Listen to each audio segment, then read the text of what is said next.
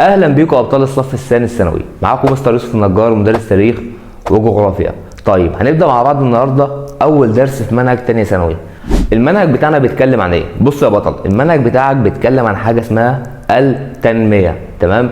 كلمه تنميه ليها اكثر من معنى. يعني مثلا انا بنمي حاجه، انا بطور حاجه، انا بحسن حاجه. انا مثلا عندي مشكله ما، فالمشكله دي بلاقي لها حل او بحلها. كل ده معناه كلمة تنمية. حلو. لكن المنهج بتاعك محدد لك اطار معين، ان انا بنمي الدولة. تمام؟ فاذا احنا بنتكلم عن مصطلح اسمه التنمية، ولكن تنمية الدولة. حلو جدا. يعني انت دلوقتي يا مستر قلت لي ان انا لو عندي دولة، الدولة دي عندها مشكلة، بعمل لها ايه؟ بعمل لها تنمية. او مثلا انا عندي دولة، الدولة دي عايز اطورها، بعمل لها ايه؟ بعمل لها تنمية. او انا عايز احسن الدولة دي، فبعمل لها ايه؟ بعمل لها تنمية. عندي مثلا التعليم ما هوش حلو، فعايز اطور التعليم، فبعمل له حاجة اسمها ايه؟ اسمها تنمية. عندي مثلا الاقتصاد واقع، فعايز اطور الاقتصاد، فبعمل ايه؟ بعمل تنمية.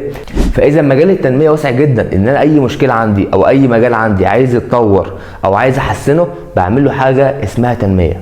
امتى بقى بدأت الدول تعرف حاجة اسمها تنمية؟ يعني امتى عرفهم ان انا كدولة لو عندي مشكلة لازم اعمل لها حاجة اسمها تنمية؟ ان انا مثلا لو عايز اطور الدولة بتاعتي فاعمل لها حاجة اسمها تنمية. امتى بدأ يظهر مفهوم التنمية؟ بص يا نجم، سنة 1960. حلو. قبل الفترة دي كان معظم الدول اللي في العالم دول محتلة. يعني ايه؟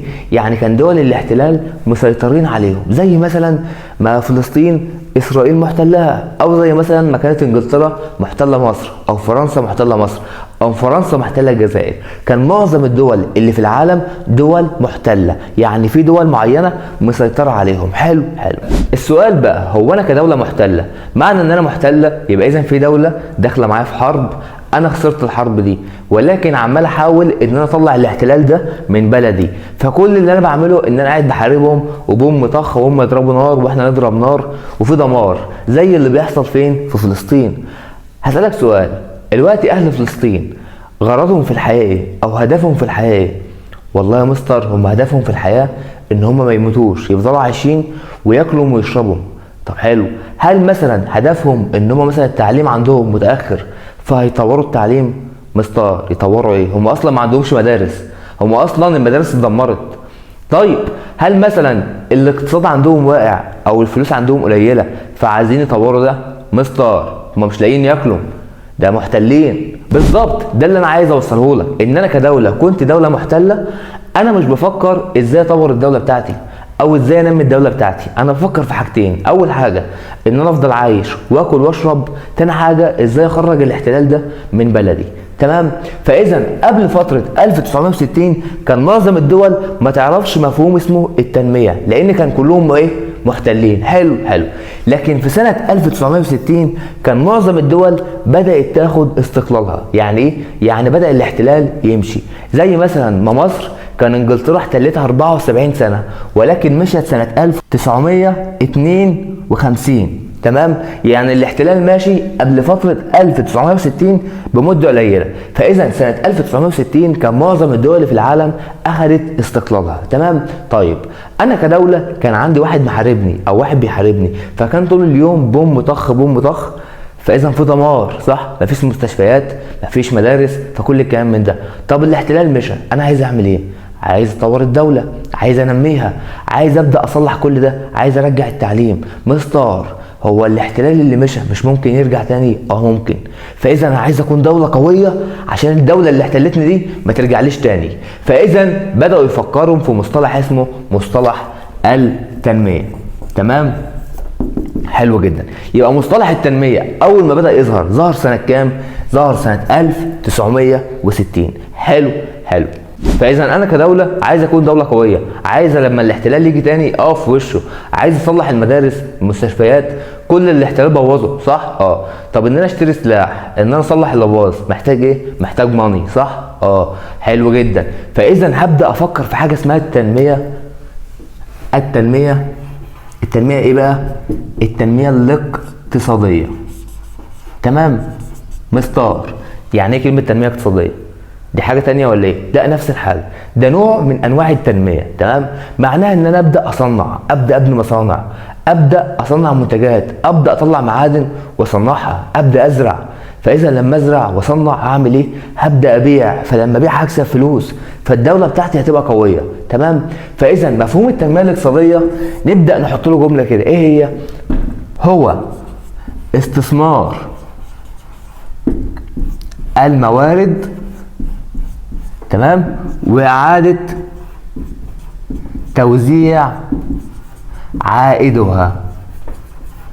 مستار مش فاهم حاجه، يعني ايه استثمار الموارد واعاده توزيع عائدها؟ مستار هو اصلا يعني ايه موارد؟ بص يا نجم، كلمه موارد اي حاجه خلقها ربنا الانسان بيستفيد منها.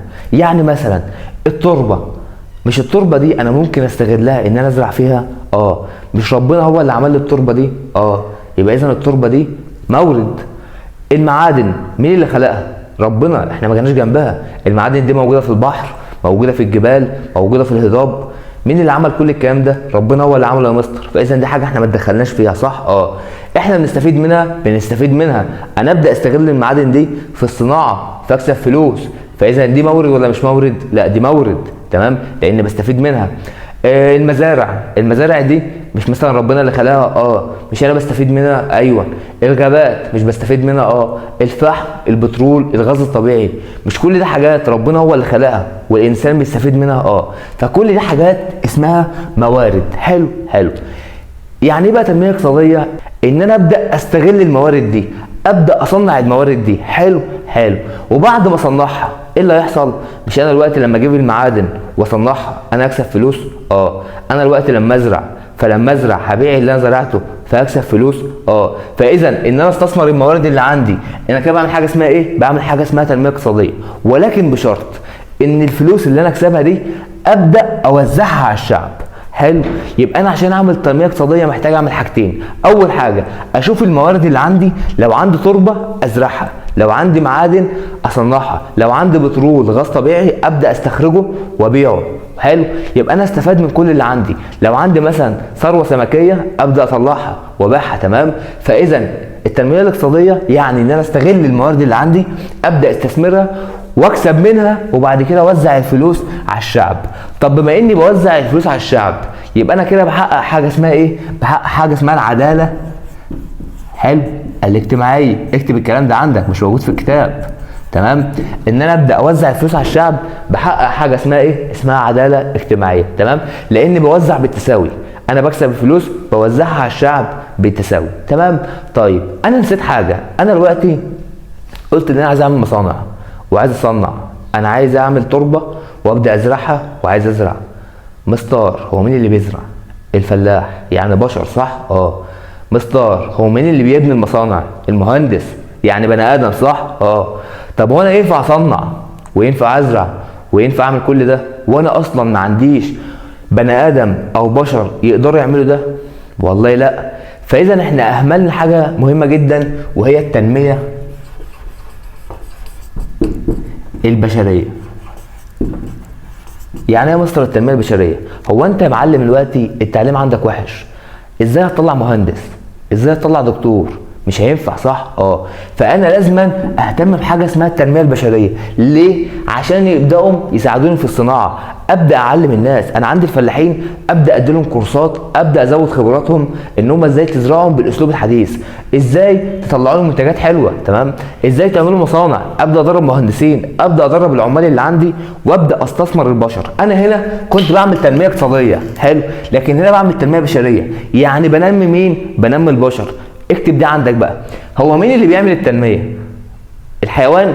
لا، اللي بيعمل التنميه يا مستر هو الانسان، صح؟ طب هنا بقول لك تنميه بشريه، يعني احنا بننمي مين؟ برضه كمستر بننمي الانسان. فاذا الانسان هو اللي بيعمل التنميه والانسان هو اللي بيتنمى، فممكن نسميها الانسان هو الاداه اللي هو اللي بيعمل التنميه وهو الغايه. تمام. يعني ايه كلمه غايه؟ كلمه غايه يعني هدف. استنى نجيب قلم تاني. كلمة غاية يعني هدف. تمام. الإنسان هو اللي بيعمل التنمية، هو الأداة اللي بيعمل التنمية، وهو الغاية، هو الهدف من التنمية.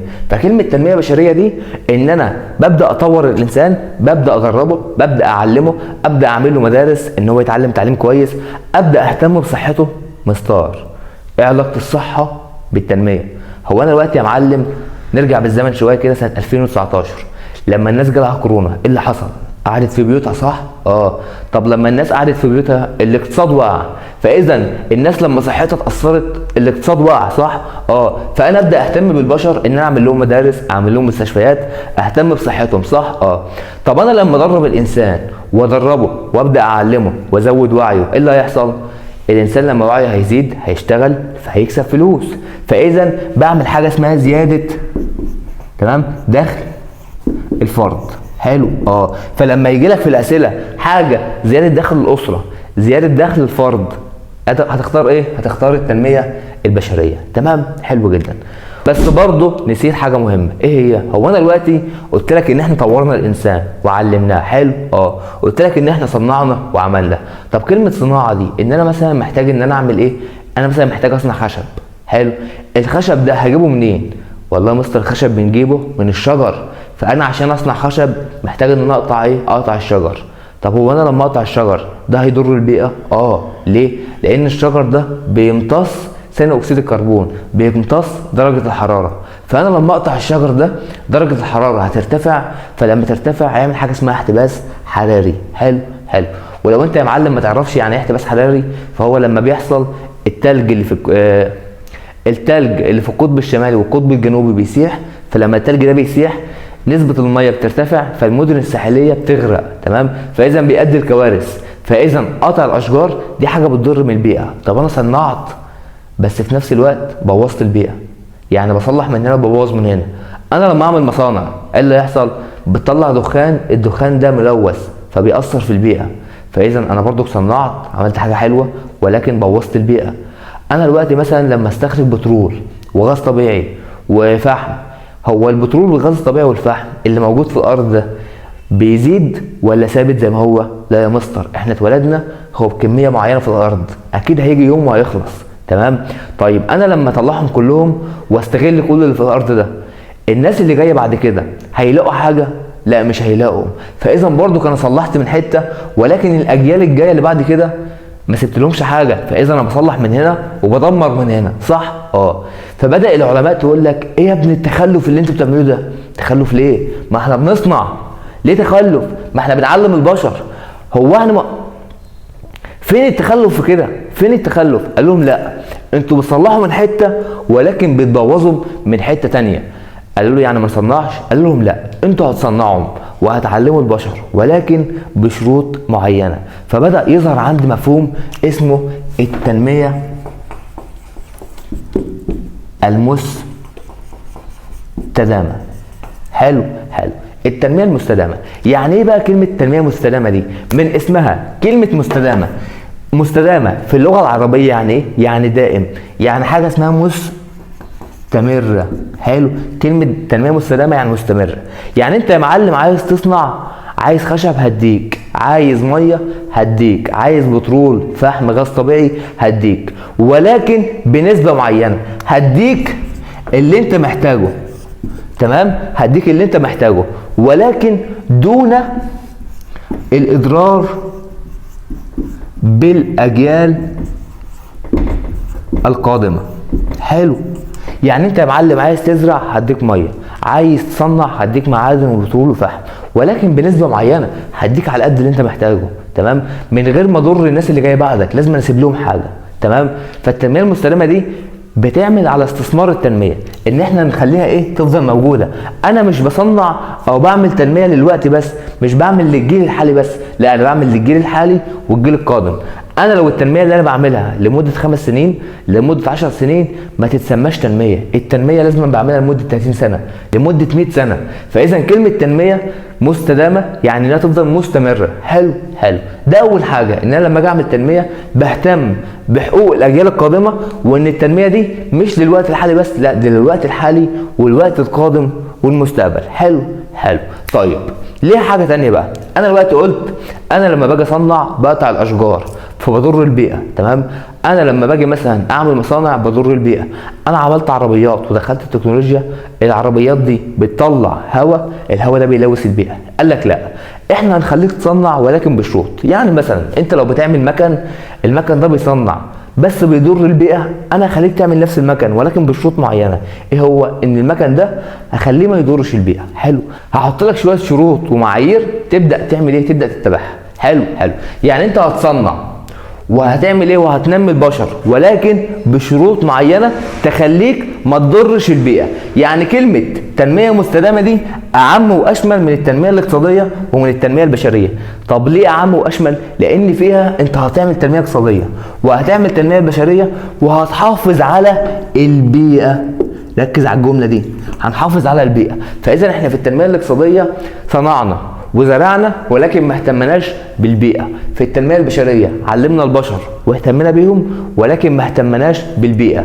لكن في التنميه المستدامه احنا صنعنا واهتمينا البشر واهتمينا بالبيئه. سؤال لك بقى وجاوبنا عليه في التعليقات، انت لو كنت رئيس دوله وعايز تعمل تنميه لبلدك هتختار التنميه الاقتصاديه ولا التنميه البشريه ولا التنميه المستدامه؟ حلو يا مستر، انت كده عرفتني يعني ايه تنميه وقلت لي ان التنميه 3 انواع: تنميه اقتصاديه، تنميه بشريه، تنميه مستدامه، وقلت لي ان احسن نوع فيهم هو التنميه المستدامه. ليه؟ لانه بيشمل الثلاثه، بيشمل التنميه الاقتصاديه والتنميه البشريه وكمان بتحافظ على البيئه. ايه بقى الحاجات اللي لازم اعملها عشان يكون اسمي ان انا بعمل تنميه؟ اكيد في شروط لازم احققها عشان يكون اسمي بعمل ايه؟ بعمل تنميه. قال لك قال لك انت عندك حاجه اسمها مبادئ التنميه. تمام؟ ما تتخضش من الكلمه. يعني ايه كلمه مبادئ؟ قال لك كلمه مبادئ يعني صفات، يعني شروط، يعني حاجات لازم تكون موجوده في الحاجه اللي انت بتعملها عشان نسمي الحاجه دي تنميه. ما ينفعش اصحى من النوم واقول انا هعمل تنميه. طب عملت ايه؟ لا ما عملتش حاجه بس انا عملت تنميه. يابا ازاي؟ لازم في حاجات بتحققها عشان يكون اسمك بتعمل ايه؟ بتعمل تنميه. قال لك بالظبط. قال لك بقى انت عندك كام حاجه؟ 3 حاجات. ايه هما؟ اول حاجه عندك حاجه اسمها الشموليه. دي اول حاجه عندك، اول مبدا عندك. تاني حاجه اسمها التكامل. تالت حاجه الاستدامه. عندك 3 مبادئ لازم تحققهم ال3. لو في مبدا من دول مش موجود يبقى اللي بتعمله ده ما هوش اسمه تنميه، ده اسمه لعب عيال وروح يابا العب بعيد. تمام؟ فانت دلوقتي عندك 3 حاجات لازم تحققهم. تعال نمسك حاجه بالتفصيل ونتكلم عنها. اول حاجه عندك وهي الشموليه. يعني ايه؟ من اسمها كده كلمه شموليه يعني لازم تكون بتشمل كل حاجه. قال لك بالظبط التنميه لازم تكون بتشمل جميع جوانب المجتمع. ما ينفعش تقول لي انا اعمل تنميه في الاقتصاد وفي التعليم بس انت المواطن عندك ناقصه حاجه، ان هو مثلا ما عندوش ديمقراطيه، مش بيقول رايه. لا يابا، هتعمل تنميه، تعمل تنميه في جميع جوانب المجتمع. تعمل في الجوانب السياسيه والاقتصاديه والاجتماعيه وكمان الثقافيه. حلو، انت عشان تعمل تنميه لازم بتعمل في الجوانب السياسيه والاقتصاديه والاجتماعيه والثقافيه، لازم بتشمل جميع جوانب المجتمع. دي اول حاجه في الشموليه. تمام؟ انها تكون بتشمل ايه؟ جميع جوانب المجتمع. تاني حاجه انت عندك قطاع اسمه القطاع الخاص وعندك قطاع اسمه القطاع العام.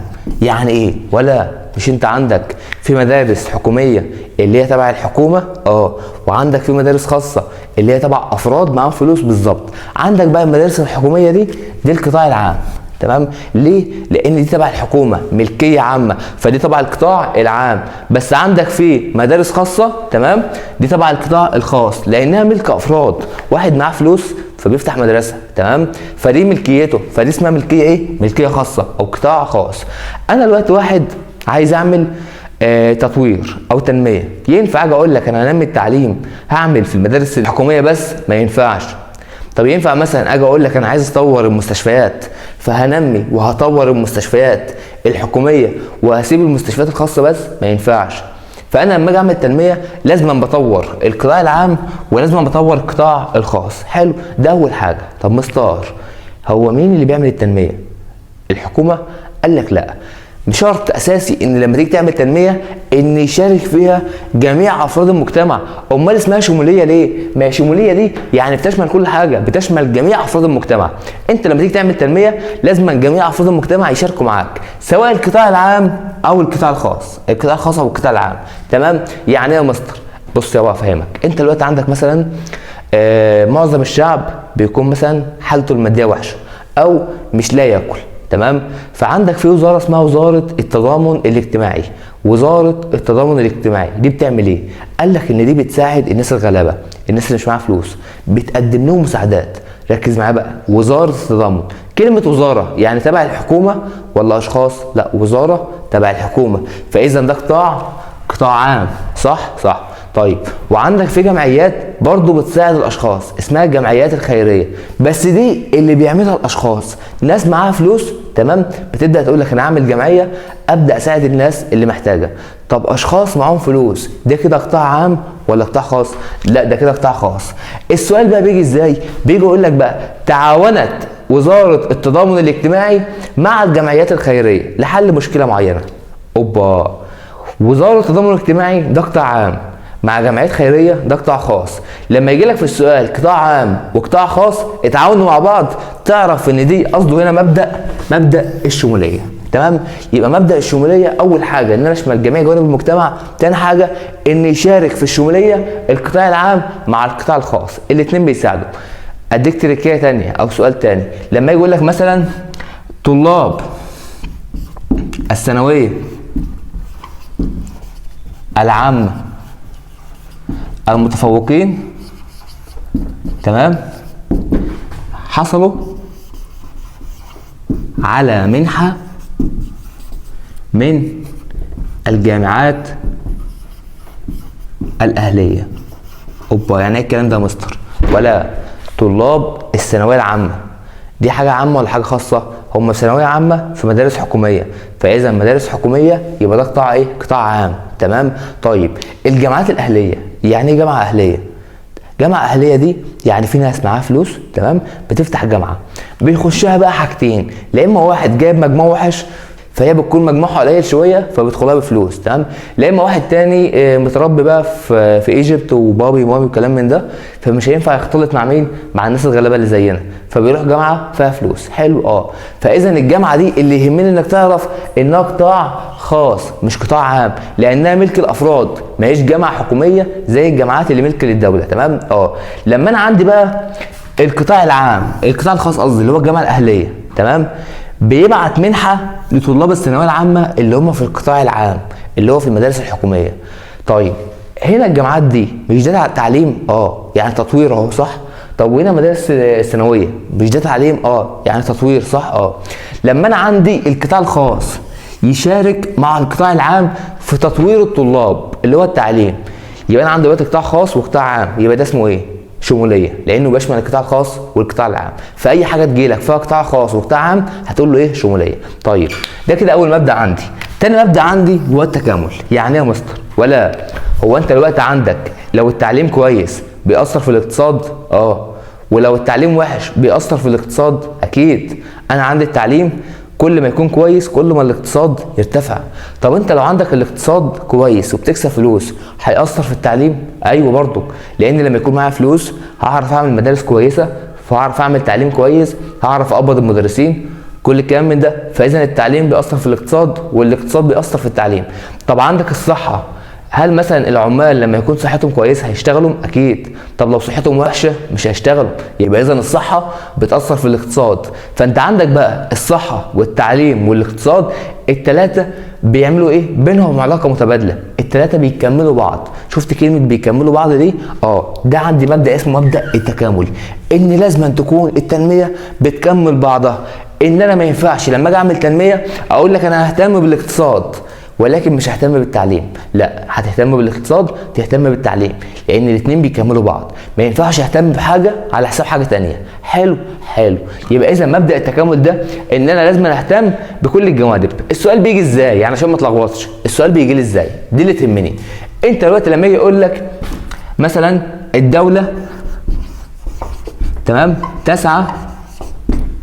تسعى لنشر الصحة بين الطلاب.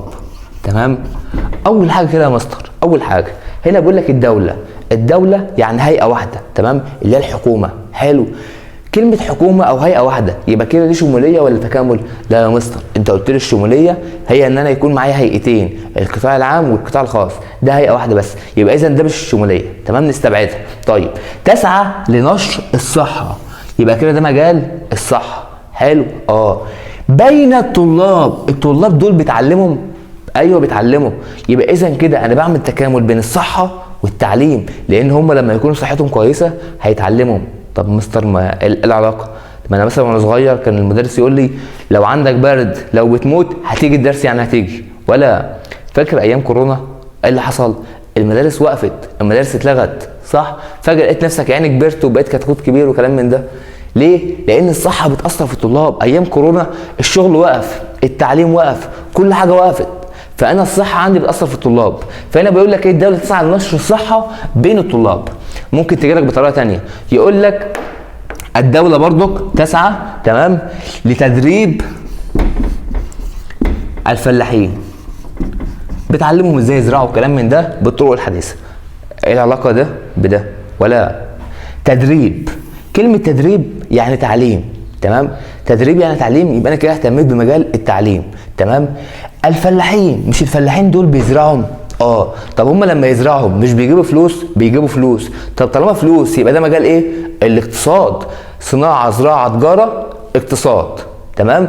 طيب كلمه زراعه، الفلاحين بيزرعوا يعني بيجيبوا فلوس، يبقى انا كده ربطت بين التعليم والاقتصاد، لان الاثنين بيكملوا بعض، ده كده التكامل. طيب اخر مبدا عندي وهو مبدا الاستدامه. يعني ايه؟ مش انا لسه اخد من شويه حاجه اسمها تنميه مستدامه؟ وقلت لي يا مستر ان التنميه المستدامه دي ان انا بحافظ على الموارد للاجيال القادمه، وان انا لما باجي اعمل تنميه ما بتكونش للجيل الحالي بس، لا للجيل القادم. بالظبط ده اللي انا عايزه، ان انا يا معلم لما اجي اعمل تنميه لازم أن تكون للجيل الحالي، تمام، والجيل القادم. لو انا عامل تنميه للجيل الحالي بس، دي ما اسمهاش تنميه مستدامه، تمام، او ما اسمهاش تنميه اصلا. تمام. انا لما اجي اعمل تنميه عشان اسميها كلمه تنميه لازم فيها شرط اساسي انها تكون مستدامه، انها تكون للجيل الحالي وللجيل القادم، وكده دي مبادئ التنميه. طب انا يا مستر لو عايز ازرع فانا محتاج ميه، لو عايز اصنع محتاج مصانع، محتاج معادن. انا لما عاوز اعمل حاجه بحتاج حاجات معينه. طب انا لما عاوز اعمل تنميه ايه الحاجات اللي انا محتاجها عشان اعمل تنميه؟ يعني انا قعدت كده يا مستر بفكر فيها شويه، قلت هو ليه طالما الموضوع سهل كده ليه مش كل الدول بتعمل تنميه؟ او ليه لما دوله معينه بتعمل تنميه في دوله ثانيه بتعمل تنميه زيها ولكن الدوله دي بتكون احسن من دي؟ لان يا معلم التنميه بتحتاج شويه طلبات عشان تعملها، لازم أن تكون متوفره. كل ما كانت متوفره كل ما التنميه بتاعتك بقت ايه؟ بقت احسن. تمام. طيب يبقى انا دلوقتي عشان اعمل تنميه محتاج شويه ايه؟ طلبات. فليه بنسميها عندنا متطلبات التنميه. تمام. متطلبات التنميه، ايه الحاجات اللي انا محتاجها عشان اعمل تنميه؟ قال لك انت محتاج 4 حاجات. ايه هم؟ قال لك اول حاجه متطلبات سياسيه، وعندك متطلبات اقتصاديه، تمام، وعايز متطلبات اجتماعيه، واخر حاجه بيئيه. انا عشان اعمل تنميه محتاج 4 حاجات يتوفروا لي: طلب سياسي، وطلبات اقتصاديه، وطلبات اجتماعيه، وطلبات بيئيه. حلو. طب ما تيجي نعرف ايه الحاجات اللي انا محتاجها. طيب اول حاجه المتطلبات السياسيه. مستر هو يعني ايه سياسه اصلا يعني؟ طب تعال، انا عارف انك طالب غلبان وكحيان فاقول لك. بص يا نجم، كلمه سياسه بالبلدي كده عن اي حاجه خاصه باداره وحكم الدوله. تمام. انا كرئيس بحكم دوله، انا كده راجل سياسي. تمام. بحكمها بقى بنظام جمهوري، بحكمها بنظام ملكي، بحط دستور معين، بحط قانون، بعمل انتخابات، اي حاجه خاصه باداره وحكم الدوله دي اسمها حاجه سياسيه. وبرضك علاقاتي مع الدول المجاوره دي برضك علاقات سياسيه. تمام. فانا علاقتي مع الدول المجاوره سواء مثلا هي كويسه او علاقه حرب، علاقه سلم، ايا كان، دي برضو اسمها سياسه. فالسياسه اول حاجه نظام حكم واداره الدوله، تاني حاجه علاقتي مع الدول المجاوره. تمام. طيب ايه بقى اللي انا محتاجه من السياسه؟ قال لك انت محتاج حاجه واحده بس، محتاج ان يكون عندك استقرار، تمام، سياسي. ليه يا مستر محتاج يكون عندي استقرار سياسي؟ بص يا نجم، هو مين اللي بيحط الخطه؟ يعني انا وقت التنميه دي اكيد لما اجي اعملها بحتاج ان انا اعمل ايه؟ بعمل خطه. تمام. طيب مين اللي بيحط خطه التنميه؟ قال لك رئيس الدوله. حلو. طب انا دلوقتي جه رئيس حكم الدوله قال لك انا هحط خطه لمده 10 سنين. حلو. جينا بعد 5 شهور شلته. تمام. وجبت رئيس تاني، الرئيس اللي هيجي ده مش هيكمل على اللي قبله، هيعمل خطه جديده. فالرئيس التاني جه بعد 5 شهور شلته، فجا واحد تاني انا هحط خطه لمده 10 سنين، بعد 6 شهور شلته. اجى واحد رابع انا هحط خطه لمده 5 سنين، بعد شهرين شلته. طب كده الاول عمل خطته؟ لا. التاني عمل؟ لا. التالت عمل؟ لا. الرابع عمل؟ لا. يبقى انا دلوقتي كل اللي بيجوا مش بيعملوا تنميه لان هم ما لحقوش. تمام. فاذا انا كده ما عنديش استقرار سياسي، ما عنديش استقرار في الحكم، فاذا مش هيحصل عندي ايه؟ تنميه. تمام. فانا عندي متطلب سياسي ان انا يكون عندي استقرار سياسي. انا يا معلم اجيب الرئيس اقول له انت هتحط خطه كام سنه؟ هيقول لك انا هحط خطه 10 سنين. حلو. انا استنى ال10 سنين لما يعدوا هحكم عليه هل هو حقق اللي قاله؟ تمام. لو حققه اسيبه، لو ما حققوش امشيه واجيب واحد ايه؟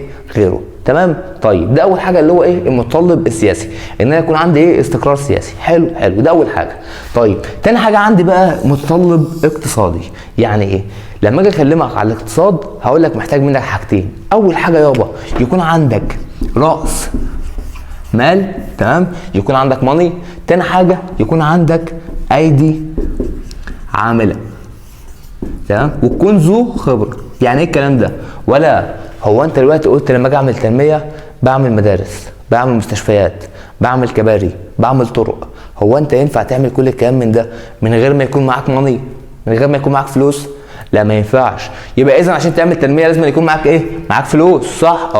طب خلاص الفلوس موجوده وكل حاجه موجوده، بس ما عنديش ناس تستخدم الفلوس دي، ما عنديش ناس تبني. يبقى انا كده اعمل ايه؟ هعمل تنميه؟ لا برضه. يبقى انا محتاج حاجتين، اول حاجه محتاج الفلوس اللي انا هبني بيها، تمام، واعمل تنميه بيها. تاني حاجه محتاج الناس اللي هتعمل لي التنميه، تمام، محتاج ايدي عامله. قشطه. طيب تالت حاجه عندك بقى متطلبات اجتماعيه. يعني ايه الكلام ده؟ لما اجي اكلمك على الحياه الاجتماعيه او على الاجتماع هتكلمني على 3 حاجات: تعليم، تمام، صحه، امن. انا عشان اعمل تنميه محتاج منك 3 حاجات: تعليم وصحه وامن. اول حاجه طبعا انا عشان اعمل تنميه محتاج ان انا ايه؟ اطور التعليم، ما فيهاش كلام كتير. تمام.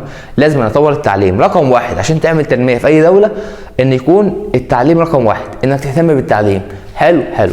تاني حاجه بقى عندك الصحه. زي ما قلت لك من شويه لما كورونا جت اللي حصل؟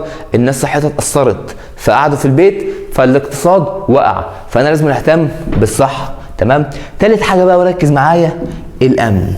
مستار هو علاقه الامن بالموضوع؟ ولا انا دلوقتي مثلا واحد معايا فلوس، تمام، قول يا رب والله لان غلبان، تمام، انا واحد معايا فلوس فانا دخلت دوله معينه، انا عايز استثمر في الدوله دي، عايز افتح فيها مشروع، تمام. طيب المشروع ده هيكسبني وهيكسب الدوله اللي انا داخل استثمر فيها، بس اول ما دخلت لقيتهم بيقولوا لي ايه؟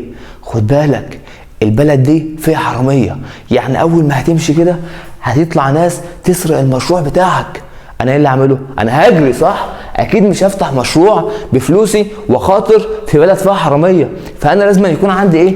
امن في الدوله، تمام، عشان الناس تيجي تستثمر عندي. تاني حاجه انا مثلا دلوقتي واحد مثلا تاجر، فالتجاره بتاعتي بتعدي من بلد معينه، طب لو البلد دي فيها قطاع طرق انا مثلا هامن ان تجارتي تعدي من البلد دي؟ لا، ما هي ممكن وهي معديه يطلع حراميه او قطاع طرق يسرقوا البضاعه بتاعتي، فانا كده خسرت، صح؟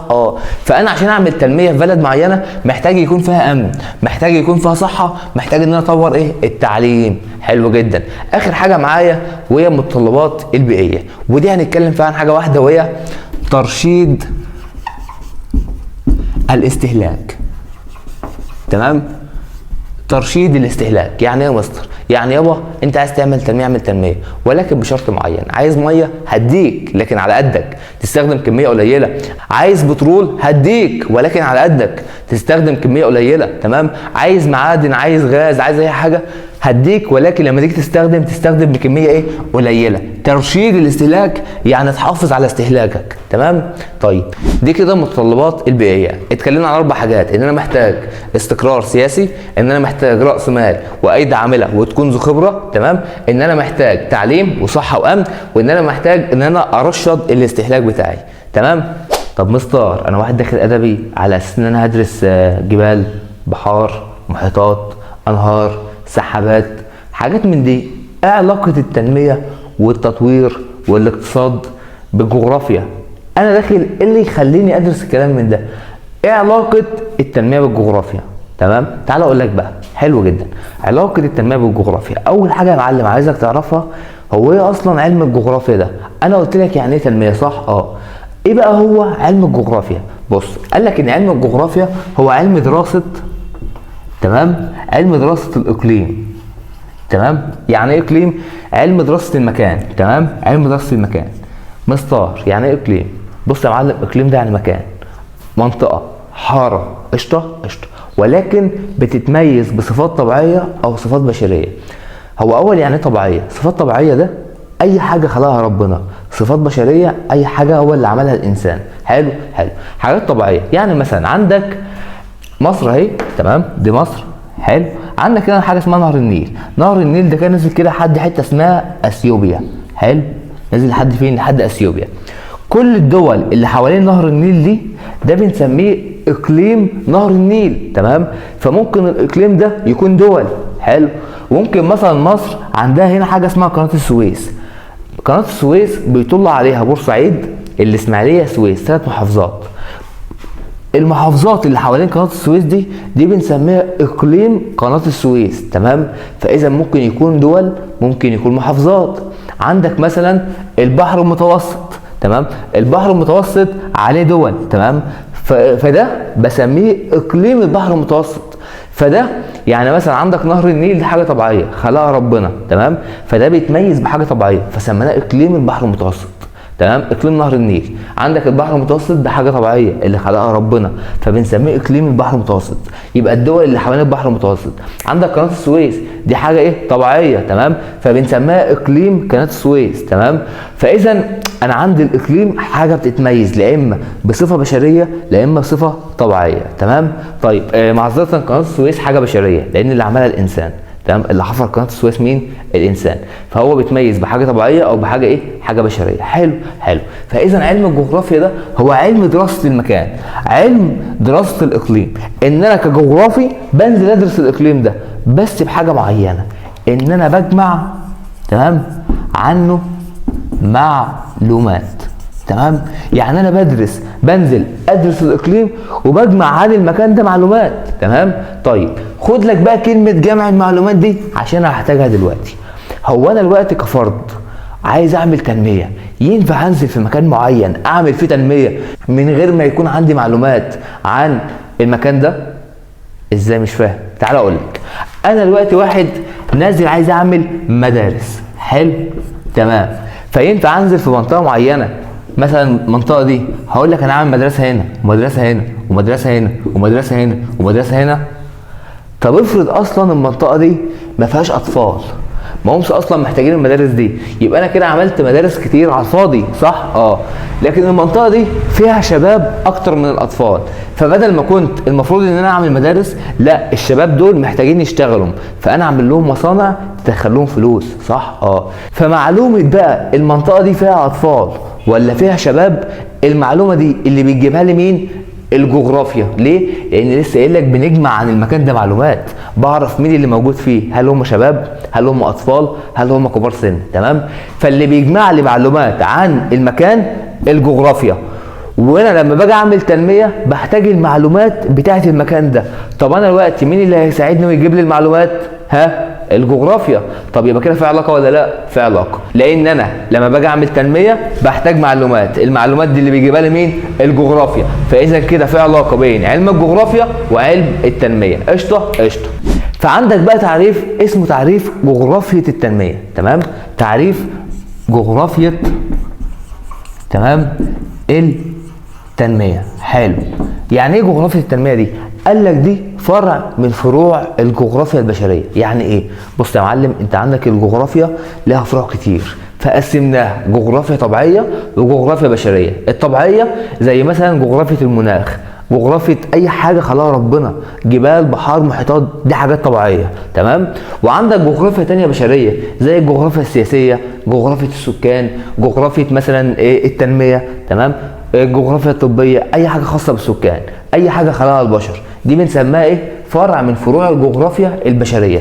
فاذا التنمية فرع من فروع الجغرافيا البشرية. حلو، لان هي خاصة بين السكان هم اللي عملوها. تمام. حلو، قال لك دي بتدرس الموارد اللي موجوده. يعني انا بنزل المكان ده بدرس الموارد اللي موجوده في المكان. حلو، يعني انا مثلا نزلت المنطقه دي فيها مثلا تربه، فاذا المكان ده فيه تربه، فهبدا اعرف انا ازاي استغل التربه دي.